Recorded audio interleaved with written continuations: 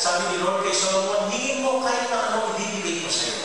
Solomon did not ask for a long life. He did not ask for riches and kayamanan. What he asked the Lord, Lord, sabi niya, give me your wisdom. Kahit magkaroon lang ako ng konti ng dulong mo, Panginoon. And that was what I started reflecting on. How to achieve the mind of Christ. How to get the wisdom of Christ. At napunta po ako, pinalitan mo yung reading ko. And I remember this incident. You also remember this incident.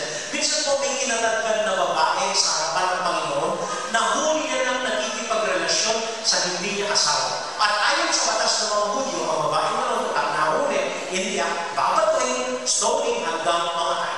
So kinalagkan nila itong babae sa harapan ni Lord na ready to stone her and kill her. At papaano ang pinakitang dulong ng Panginoon? Simple na po. Una, naghintay si Lord. Ready na, decided na, concluded na sa mga tao na gagawin nila sa babae ito at makasalanan siya at mapagpag sila, naghintay siya. Umupo, pag-uwi sa lupa at hindi kumikimo. Naghintay. Yun ang isang katangian ng karunungan. Karunungan po hindi lang ibig sabihin marami kang alam, marami kang resources, marami kang alam sa tingin. Hindi po. Karunungan ni Lord ibig sabihin marunong ka maghintay. Kasi po tayo napakabilis natin. Nag-conclude tayo agad. 1 plus 1 agad. Ganito yan. Agad na po. Ganyan yan. Agad yung mga anak ko. Agad yung asawa ko. Agad yung kapibahay ko. Ano po yan? Kailan po yung ganyan. Ang bilis po namin. Nag-conclude tayo. But the wisdom of God knows how to wait. Tingnan mo na natin. Alamin mo na ano talaga ng kwento. So we waited. And then ikalawang bahagi ng karunungan ni Lord. Nung nainig yung mga tao at napahiya sila, isa-isa nag-agisan. Tapos tinanong ni Lord yung babae, o nasa na yung mga nagbuhusga sa iyo?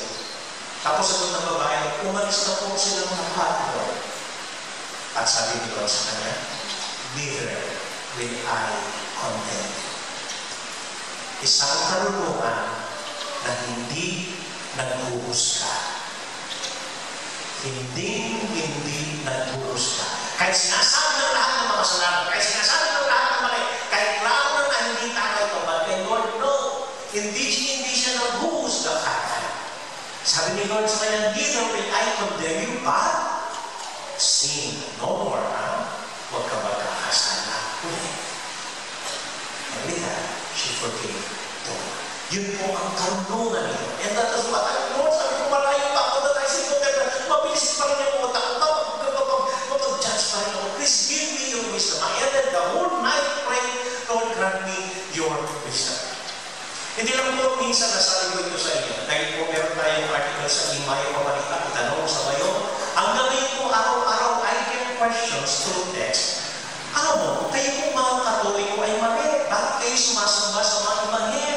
Bakit sinasamba niyo ang mga Diyos-Diyosan? Labag sa kautusan ng Diyos yan. Hindi dapat sumamba sa gawa ng kamay ng tao. Mali yan. Ay, nagsawa na po ako sa kakasagot. Pero at to hanggang ngayon po nagtatanong na gano'n sa akin. So this time that night, I answered ito ng text sa akin. Sabi ko, alam mo, tama yung sinasabi mo, mali ang sumamba sa mga Diyos-Diyosan.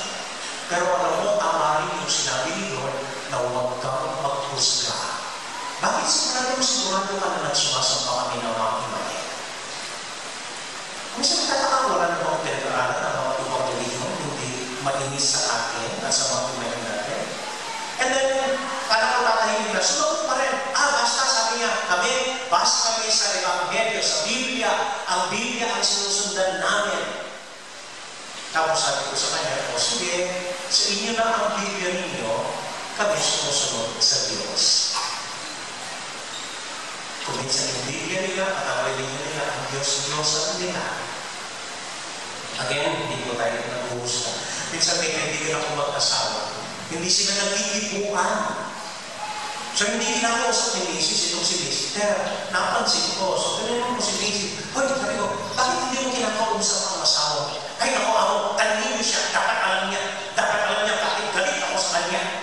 So pinuntahan ko itong lalaki, tinanong ko itong lalaki, bakit hindi ko kinakausap ng asawa mo? Hindi ko maintindihan. Basta hindi ako kinikipo. Hindi ko alam. Hindi ba niya sinasabi sa akin? No? Ay, binago maghuhula yung asawa ko. Ha? No, we're so fast in judging. We're so fast in thinking. But the wisdom of God that we should apply is a wisdom that knows how to wait and that does not judge. Amen? Ikatlo, ang panghuhulang ni Lord ay hango hindi sa chismisan o kakahaka, kundi hango sa panalangin. So, dun sa last part again of the Gospel, Jesus saying, be vigilant and pray at all times. Manalangin kayong alam patugot.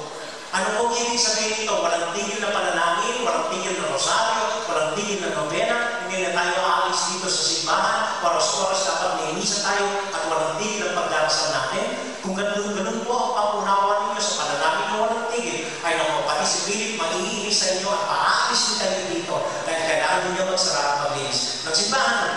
So, ano ibig sabihin ng panalangin na walang tigil? Praying at all times. I honestly, I really don't know how to explain this. Praying at all times means, kung meron po isang kahilingan sa ating mga Christian, believe you me is this. Hindi upang magkaroon ng maraming karunungan hinggil sa Diyos. Hindi upang marami tayong informasyon hinggil sa simbahan. Hindi upang dahil marunong tayo sa lahat. Hindi po. Ang isang panawagan, isang requirement, isang tunay na hinihingi ng ating pagka-Kristyano ay ito. Nasaan? Sa pamamagitan ng ating panalangin. Nasaan? Kahit minsan lang, kahit sandali lang, ay maranasan natin, ang totoo na magkaroon ng isang relasyon sa ating Panginoong Jesucristo. That we will have a close encounter with the Lord. Na maranasan po natin na parang totoo, hindi lang parang totoo, na talagang buhay na buhay at totoong-totoo si Lord sa buhay natin. Para siyang taong nakikita natin with our own eyes, we could hear Him with our own ears, we could touch Him with our own hands, and we could feel Him in our hearts na buhay siya at totoo siya, nagkikialam at kasangkot sa buhay natin, tinuturuan tayo sa pang-araw-araw na buhay natin. Bilang tunay na Kristiyan, masasabi lang po natin na tunay tayo Kristiyan. Once we had that personal encounter with Jesus, na naranasan natin siya na totoo at buhay at konkreto at mainit sa buhay natin. How do we know that? Kapag puno-puno po tayo ng katotohanan ng Panginoon sa puso natin, nothing will remain the same again. Kapag naranasan po natin ang pag-ibig ng Diyos sa buhay natin, yung konkret na malapitan, you'll never be the same again. Yung pag-unawa mo sa kapwa, yung relasyon mo, yung dating pag-iisip mo sa ibang tao, hindi na umuubra yun. You will have the mind and the heart and the wisdom of God para mag-iba. Magkakaroon pa rin ang problema. There will still be problems in life, but now because of your close encounter, personal relationship with the Lord's ways will be teaching you on how to face and how to handle problems. Amen? Amen. As I've said, if you don't know how to explain it, you just pray, full prayers, na maranasan po ninyo kahit minsan na kahit sandali lang ang Panginoong buhay sa buhay ninyo. At hindi na kailangan maghula kapag ang Panginoon ang siyang nabubuhay sa inyo. Amen? Amen. So during the 8-day retreat, kung kailan hindi ko nakauwi at hindi rin kami pwedeng lumabas, last Sunday po, napilitan ako isang bagay na hindi ko pa ginawa kahit parang ko ang mag-misa ng mag-isa. Sabi po mga pare, we're required to say Mass kahit walang community. We have to say Mass on Sunday night. May sakit ka, kahit ikaw lang mag-isa, you offer the Mass. So dahil po, wala ako dito, hindi kami makalabas. Yung mga class ko, kanya-kanya rin po kami. Dahil choir, it's a choir, directed retreat. So nagpunta po ako mag-isa doon sa prayer room at nag-isa ako mag-isa. At maniwala po kayo, I wish you, I pray for you.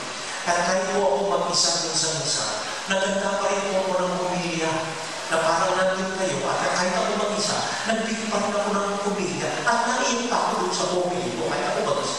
And then after all, hindi po ako talaga sanay. Talagang hindi talaga sanay. Dahil mag-isa ako, hindi ko mapapalit. Ginawa ko po, kumanaw ako sa Blessed Sacrament. Sabi ko kay Lord, tayo na ng dalawa.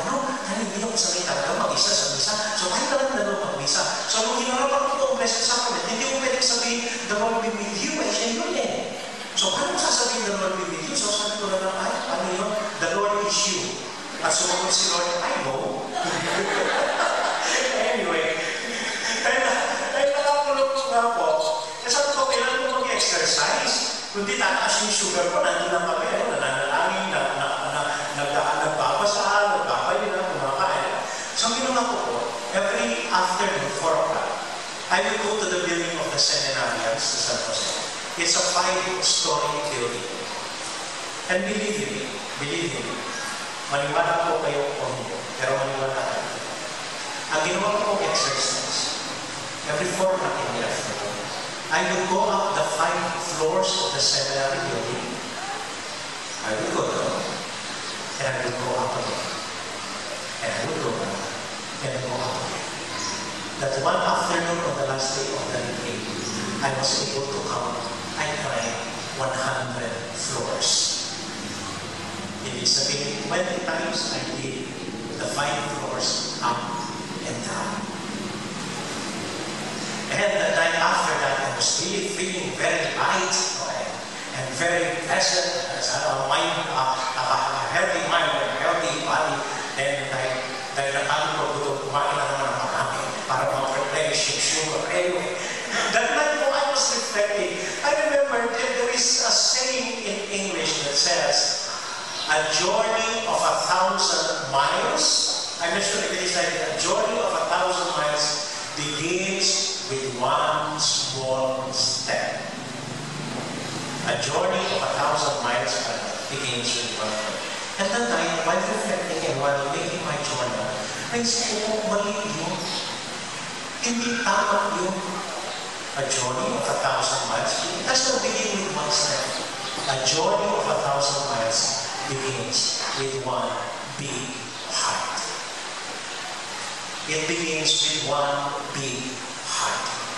Kapag malaki ang puso mo at naniniwala ka kung ano ang kaya mong ginawa, you will be surprised. Kaya hindi ka na mangkulang. Alam mo, kaya ni Lord